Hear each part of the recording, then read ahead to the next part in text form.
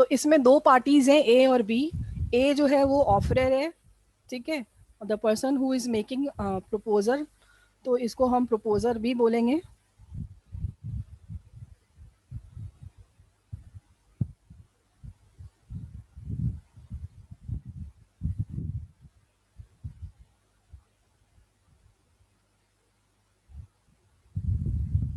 ठीक है, तो अब यहाँ पर हम ये मान रहे हैं कि ऑफर लेटर पोस्ट किया गया, मान लो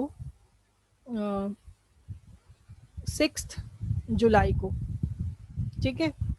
उसके बाद ए ने पोस्ट किया, बी को मिला ये, बी रिसीव्ड ऑन 7 जुलाई, ठीक है।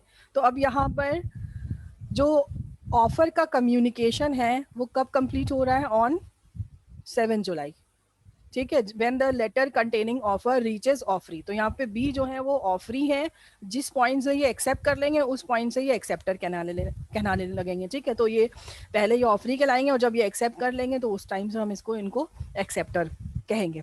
तो 7 जुलाई को letter containing offer reaches offeree, तो कम्युनिकेशन ऑफ ऑफर कब कंप्लीट है, 7 जुलाई को। अब letter of acceptance B post कर रहे हैं 8 जुलाई को, ठीक है, और वो पहुंच रहा है रीचेस ए ऑन 10th, ठीक है। तो अब यहाँ पर जो कम्युनिकेशन ऑफ एक्सेप्टेंस है उसके दो एस्पेक्ट हैं, as against the person, as against the acceptor और as against the proposer. Proposer यहाँ पे ए है, तो ए के अगेंस्ट कम्युनिकेशन कब कंप्लीट होगा, when the letter is posted, communication of acceptance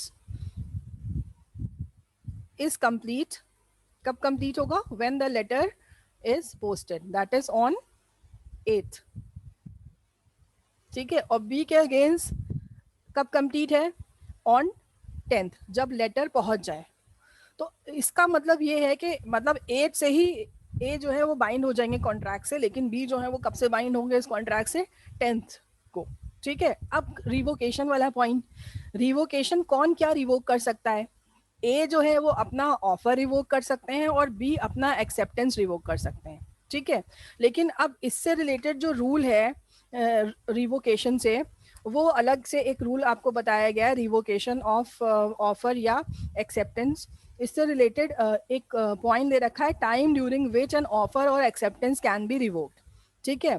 तो अब प्रपोजल से रिलेटेड यानी ऑफर से रिलेटेड जो रूल है वो ये है कि ऑफर या proposal can be revoked at any time before the communication of its acceptance is complete against the proposal, ठीक है। तो प्रपोजर यानी ऑफरर के अगेंस्ट एक्सेप्टेंस कंप्लीट हो उससे पहले जो है प्रपोजर वो अपने ऑफर को रिवोक कर सकता है, ठीक है। और कम्युनिकेशन जो दूसरा पॉइंट है कि एक्सेप्टेंस कब रिवोक हो सकती है, तो उसके लिए बोला गया है कि N acceptance can be revoke at any time before the communication of acceptance is complete against the acceptor but not afterward, ठीक है। तो एक्सेप्टेंस जो है वो कब वापस ली जा सकती है, जब तक के वो यहाँ पर ए को पहुंच रही है एक्सेप्टेंस, उससे पहले ही अगर बी रिवोक कर देता है तो एक्सेप्टेंस जो है वो रिवोक हो सकती है, ठीक है, बट नॉट आफ्टरवर्ड। और इसी तरह से ऑफर कब रिवोक हो सकता है, ऑफर रिवोक हो सकता है जब ऑफरर के अगेंस्ट एक्सेप्टेंस कंप्लीट हो रही है उससे पहले, ठीक है। तो अब हम इसी के इलस्ट्रेशन को अगर देखें तो ए अपना ऑफर वापस ले सकते हैं 8 से पहले, क्योंकि यहाँ पे कम्युनिकेशन ऑफ एक्सेप्टेंस जो ऑफरर के अगेंस्ट कंप्लीट हो रहा है वो कब हो रहा है, 8 को हो रहा है। तो अब यहाँ पर ए जो है वो 8 से पहले अपना ऑफर जो है वो वापस ले सकते हैं, रिवोक कर सकते हैं। और बी जो है वो एक्सेप्टेंस कब वापस ले सकते हैं अपनी, कंप्लीट जब उनके अगेंस्ट कंप्लीट हो रहा है उससे पहले यानी 10 से पहले, ठीक है। तो offer can be revoke before 8 and acceptance can be revoke before 10, क्योंकि रिवोकेशन के लिए पॉइंट जो दे रखा है, रूल जो दे रखा है वो क्या कहा गया है कि ऑफर हम रिवोक कर सकते हैं eight any time before the communication of acceptance is completed against the proposer यानी ऑफरर, ठीक है। और acceptance can be revoked eight any time before the acceptance communication is completed against the acceptor, ठीक है। तो अब यहाँ पर हम लोग इसी में इस तरह से देखो, अब इसमें किस तरह से क्वेश्चन पूछा जाता है। जैसे इसी को अगर हम लोग आगे कंटिन्यू करें कि तुम्हें ये केस स्टडी दी गई है, जैसे फॉर एग्जांपल कि यही जो हम लोगों ने एग्जांपल लिया है कि 6th को पोस्ट किया गया है लेटर ऑफर को और 7th को रिसीव हुआ है, नीचे जो पॉइंट दे रखा है इसी को कंटिन्यूएशन में हम लोग करते हैं कि अब हम लोग रिवोकेशन की बात करते हैं कि मान लो letter of offer revocation, offer के रिवोकेशन का जो लेटर है, letter of offer revocation is posted on 7th, ठीक है, and reaches B on 9th। तो क्या ये रिवोकेशन वैलिड है? इस तरह का क्वेश्चन आता है। आपको पूरी सिचुएशन दी है कि ए ने ऑफर का लेटर 6 जुलाई को पोस्ट किया, बी ने रिसीव किया 7th को, ठीक है। उसके बाद बी ने अपना एक्सेप्टेंस 8 को पोस्ट किया और ए को एक्सेप्टेंस बी का 10 को मिला। फिर उसी बीच ए ने 7 तारीख को letter of revocation of offer post किया और वो बी को मिला 9 को। तो क्या ये रिवोकेशन वैलिड है या कॉन्ट्रैक्ट वैलिड हो जाएगा? ऑफर का रिवोकेशन वैलिड है या कॉन्ट्रैक्ट वैलिड है? अब उसके लिए हमें वो रूल देखना पड़ेगा। रूल कह रहा है कि A can revoke at any time before, यानी offeror can revoke at any time before the acceptance is complete against the offeror. Offeror के अगेंस्ट एक्सेप्टेंस कंप्लीट हो उससे पहले वो रिवोक कर सकते हैं, लेकिन रिवोकेशन के लिए ये जरूरी है कि दूसरी पार्टी के अगेंस्ट कंप्लीट होना चाहिए, ठीक है। तो उसके लिए रूल अलग है। जो रिवोकेशन का रूल है वो क्या कहता है कि as against the person who makes it, यानी जो कर रहा है रिवोकेशन उसके अगेंस्ट तो कंप्लीट कब हो रहा है? When it is put in transmission. लेकिन जिसको दिया जा रहा है रिवोकेशन उसके अगेंस्ट कब कंप्लीट है? When it comes to his knowledge. और पूरा रिवोकेशन वैलिड तब होगा जब जिसके अगेंस्ट रिवोकेशन दिया जा रहा है उस तक पहुंच जाए। तो अब यहाँ पर ऑल्दो ए के अगेंस्ट जो एक्सेप्टेंस है वो 8 को कंप्लीट हो रहा है और उसने 7 को लेटर ऑफ रिवोकेशन पोस्ट कर दिया, लेकिन जो पूरा रिवोकेशन का प्रोसेस है वो कब कंप्लीट हो रहा है ये देखा जाएगा, ठीक है। तो पूरा जो रिवोकेशन का प्रोसेस है वो कंप्लीट हो रहा है 9th को। तो अब बताओ कि ये रिवोकेशन वैलिड है कि कॉन्ट्रैक्ट वैलिड है? दो बातें हैं इसमें कि रिवोकेशन वैलिड हो जाएगा कि कॉन्ट्रैक्ट वैलिड हो जाएगा। ये पूछा गया है क्वेश्चन में, पूछा गया है आपको कि इज कॉन्ट्रैक्ट वैलिड या रिवोकेशन इज एप्लीकेबल। ऑफर को कैंसिल मान लेंगे हम लोग कि कॉन्ट्रैक्ट मानना पड़ेगा इसमें? हम कॉन्ट्रैक्ट मानना पड़ेगा। कॉन्ट्रैक्ट मानना पड़ेगा क्योंकि हमें रिवोकेशन के लिए ये देखना है कि पूरा रिवोकेशन का प्रोसेस कंप्लीट हो जाए बिफोर 8, ठीक है। और अगर सिर्फ हम ए के अगेंस्ट, जो पर्सन रिवोक कर रहा है उसके अगेंस्ट नहीं देखना है, हमें हमें देखना है जिसको हम रिवोकेशन का लेटर दे रहे हैं, जिसके अगेंस्ट हम रिवोकेशन दे रहे हैं उसके अगेंस्ट कब कंप्लीट हो रहा है।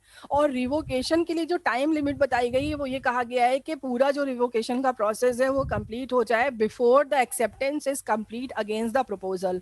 जो प्रपोजर है उसके अगेंस्ट, ऑफरर के अगेंस्ट कंप्लीट हो उससे पहले रिवोक हो सकता है। तो इसी एग्जाम्पल में जो ऑफर है वो रिवोक किया जा सकता है 8 तारीख से पहले। तो अब मान लो 7 को वो स्पीड पोस्ट से भेजते हैं और 7 को ही पहुंच जाता है लेटर, तो उस केस में रिवोकेशन ऑफ ऑफर वैलिड हो जाएगा। इग्नोरेंस में अगर वो एक्सेप्टेंस 8 को दे भी रहे हैं तो वो वैलिड एक्सेप्टेंस नहीं होगी, ठीक है। या दूसरा केस इसमें है, एक और क्वेश्चन आता है कि जब दोनों लेटर साथ में पहुंचे, ठीक है।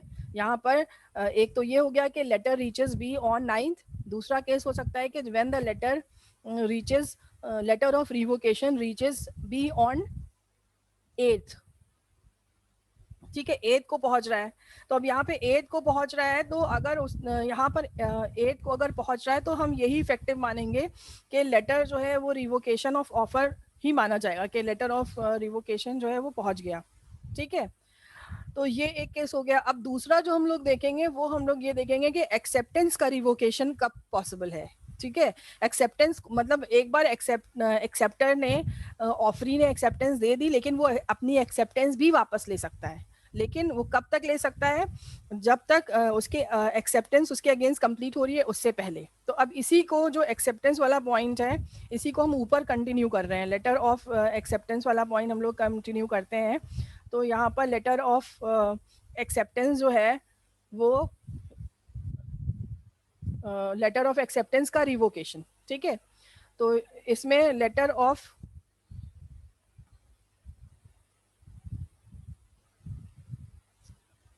Acceptance revocation.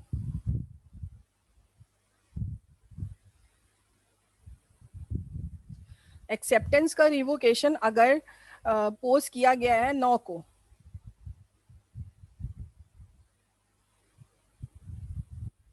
ठीक है, एक्सेप्टेंस का रिवोकेशन 9 को पोस्ट किया गया है। रिवोकेशन एक्सेप्टेंस का कौन पोस्ट करेगा? एक्सेप्टेंस कौन कैंसिल करेगा? मैम ऑफरी, यानी बी, ठीक है।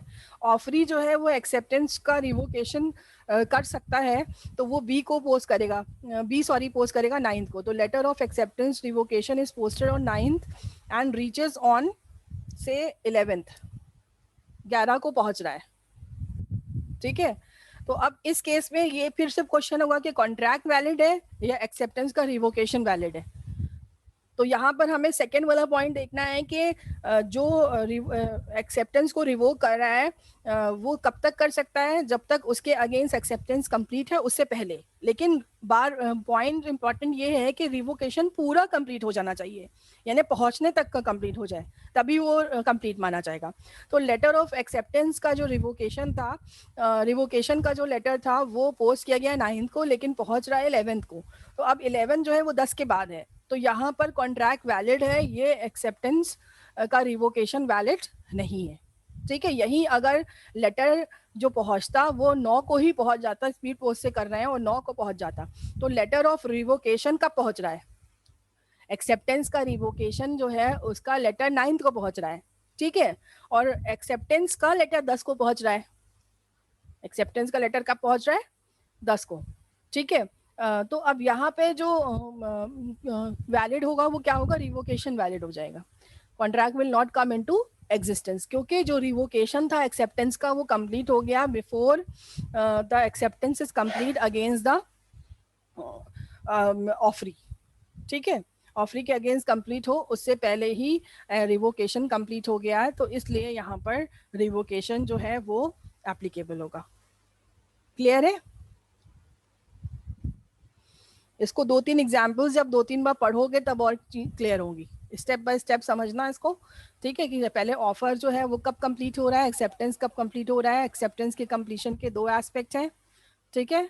और उसके बाद रिवोकेशन, ऑफर का रिवोकेशन हम तब तक कर सकते हैं जब तक एक्सेप्टेंस कंप्लीट हो ऑफर के अगेंस्ट, उससे पहले तक कर सकते हैं। और रिवोकेशन एक्सेप्टेंस का कब हो सकता है? Before the acceptance is completed against the offeree, ठीक है। तो ये पॉइंट्स हैं इसमें। अब यहीं पर अगर ये एक और पॉइंट होता है कि लेटर ऑफ एक्सेप्टेंस जो है वो जो लेटर ऑफ एक्सेप्टेंस रिवोकेशन है वो अगर 9th को पोस्ट किया जाता और 10th को मिलता, कब मिलता? 10th को।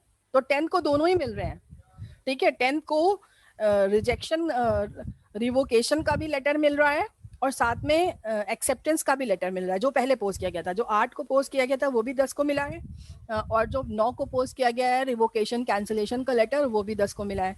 9 वाला 10 को इसलिए मिला तो मे बी वो स्पीड पोस्ट से पोस्ट किया गया हो, ठीक है। तो अब यहाँ पर क्या चीज़ वैलिड होगी? दोनों चीज़ें पहुंची, ठीक है। तो अब यहाँ पर ये रूल है कि जो लेटर पहले पढ़ ले ऑफरर, वो वैलिड होगा। अगर उसने एक्सेप्टेंस पहले पढ़ लिया तो एक्सेप्टेंस वैलिड होगा, और अगर उसने पहले क्या देखा, पहले उसने रिवोकेशन का लेटर देखा तो वो वैलिड होगा।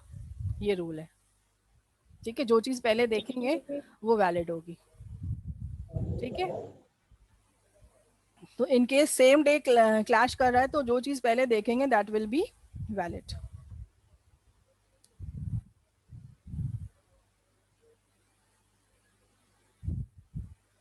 क्लियर है ये पॉइंट? यस। कहना तो हम एक बार और दूसरे एग्जाम्पल के साथ इसको एक्सप्लेन कर देंगे, क्योंकि अभी टाइम हो रहा है तुम लोगों का, तो इसलिए हम इसको यहीं पर हॉल्ट करते हैं क्लास को, ठीक है। Okay, thank you ma'am. Okay, thank you ma'am. Thank you. Thank you ma'am.